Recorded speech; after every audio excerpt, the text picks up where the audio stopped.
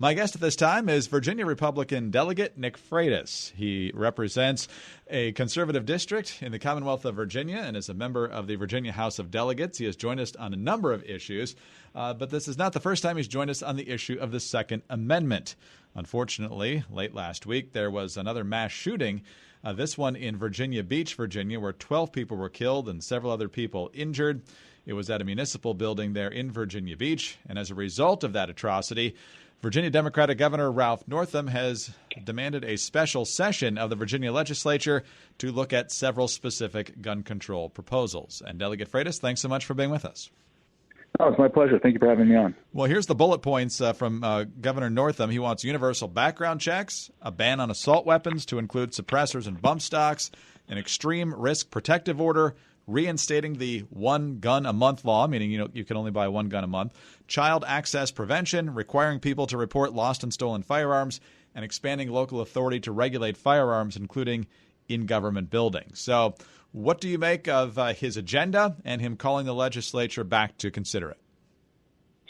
Well, I think the unfortunate part at this time is that obviously when something like this happens, it is an incredibly traumatic event for the families. It's an incredibly traumatic event for the community as a whole. And everybody obviously wants to be able to take the time to be able to grieve. They want to be able to take the time to comfort the families. And the governor wasted absolutely no time in immediately politicizing this event. And it's unfortunately become commonplace, I think, with respect to this governor. When you look at his record, there were all sorts of things that the Republican caucus attempted to do last year in order to provide for better public safety within our communities, not the least of which was ensuring that repeat domestic abusers actually had to serve real time. And the governor vetoed it. And he vetoed it under this concept, which I believe is a false concept, that it was going to be bad for certain communities.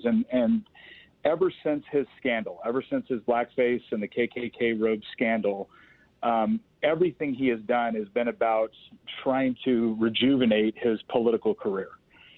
And when it interferes in sound public policy, that's a real problem. And we all knew this would be a problem for him, and yet he wastes absolutely no time in politicizing a traumatic event and a tragic event in order to push legislation that, quite frankly, doesn't actually address the issues that led up to the shooting in Virginia Beach. So I think it's very frustrating at this point. The Republican caucus is, again, we're going to continue to work to ensure greater public safety. And, despite the government attempting to use this special session as a way to attempt to rehabilitate his image in the Commonwealth, we will no doubt use it as an opportunity to actually try to, again, help with public safety. But as I look at the various gun agendas that he's brought up, he has once again fallen into the typical political trap of assuming that every time that there's a tragedy that includes a gun, the first thing that we have to do is make potential felons out of law-abiding gun owners. And I don't think that's something that we should encourage. Looking at the list I mentioned earlier, when looking at the facts of the Virginia Beach case, and you just alluded to this a moment ago, this shooter in Virginia Beach had handguns. They were legally purchased. He went through background checks.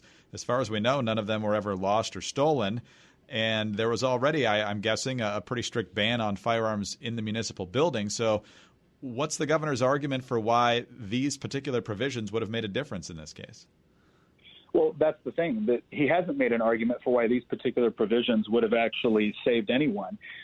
He is once again trying to capitalize on a tragedy that has taken place, and he's finding the people of the Commonwealth of Virginia at a point where obviously they're just horrified by this, and he's trying to push old gun bills that he's already tried to carry as a way to potentially solve or be the answer to a solution in which they just simply aren't. And so I don't think he's even trying to make a relevant argument here. This is, again, if you look at this from the lens of sound public safety policy, these provisions don't make any sense with respect to what happened within Virginia Beach. But if you look at it through the lens of what could potentially help him rehabilitate his fledgling political career because of all the scandals that he's involved in, then all of a sudden this special session and what he's trying to do makes sense. And we've all said this before, and anybody that's been a legislator for more than a couple of days understands that when a tragic event takes place, you don't want to immediately rush out and start pushing policy decisions which are going to affect 8 million people and possibly be counterproductive to your end state. But again, I think, unfortunately, Governor Northam is weighing this from his own political desires as opposed to a desire to really come to good, sound public safety policy.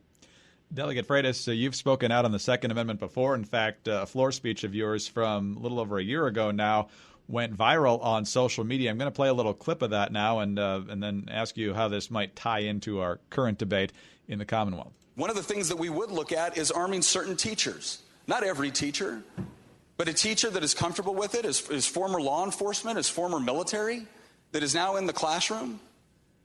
Delegate Plum said yesterday that was ridiculous to consider. Why?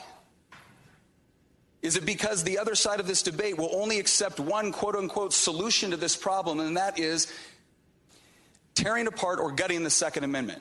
A couple different questions here, Delegate Freitas. Is anyone on the left, whether in the governor's office or on the Democratic side of the aisle in the House of Delegates, willing to have the back and forth you were hoping for in that speech?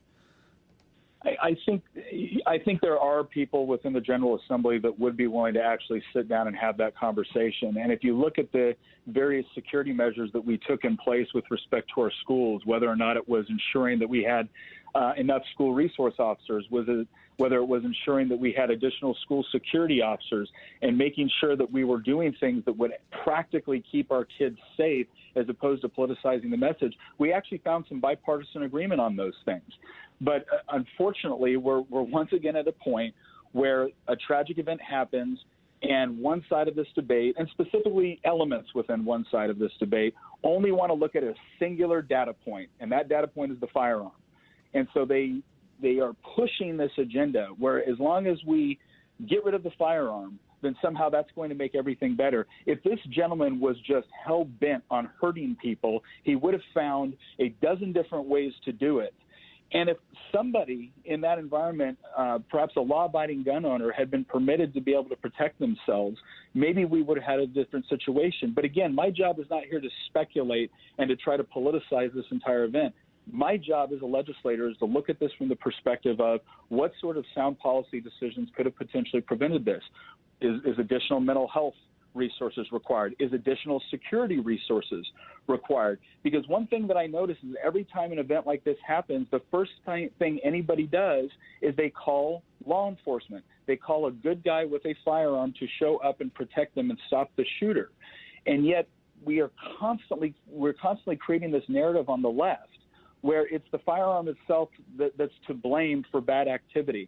And I think as long as we put the emphasis on an inanimate object and we don't put the emphasis on the actual behavior, whether it was the behavior leading up to it, was it the behavior during the action, if we put the focus on the object instead of the behavior, we're going to continue to get this wrong. And so I think it's critical that once again we understand that the whole reason why in the United States we value the individual's right to be able to protect themselves and if necessary to have a firearm to do so, is because it actually makes a weaker person able to defend themselves from a stronger attacker. And so every single one of these provisions that they're now pushing out creates an environment where a law-abiding citizen is going to be put at a disadvantage to somebody that is not obeying the law. And I don't think that's a good way to achieve proper public safety. So, again, the governor has the authority to call a special session.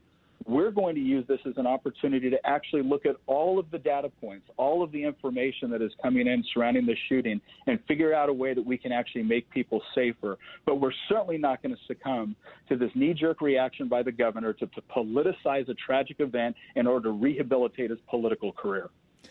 Lastly, Delegate Freitas, you mentioned a lot of different ideas that you think could help, from allowing more folks to protect themselves to mental health awareness and other provisions that the state could look at.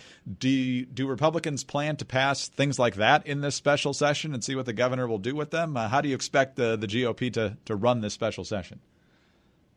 Well, again, I don't want to speak for all of my colleagues right now, but I think a lot of us are trying to look at this from a comprehensive viewpoint to see what would make this situation safer. And I do think a lot of us will start to look at this from the perspective of, if we had additional security in that environment, would that have made things safer? If we had different security measures, if there was additional resources within that environment to identify someone that could be potentially willing to engage or preparing to engage in a violent act, are there signs that we could have picked up on?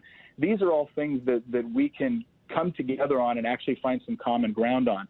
But if the governor is going to insist on once again making this a one-issue discussion, then that's going to be problematic because, again, it puts all the emphasis on an inanimate object. It doesn't put any of the emphasis on the human behavior that caused this tragedy to take place.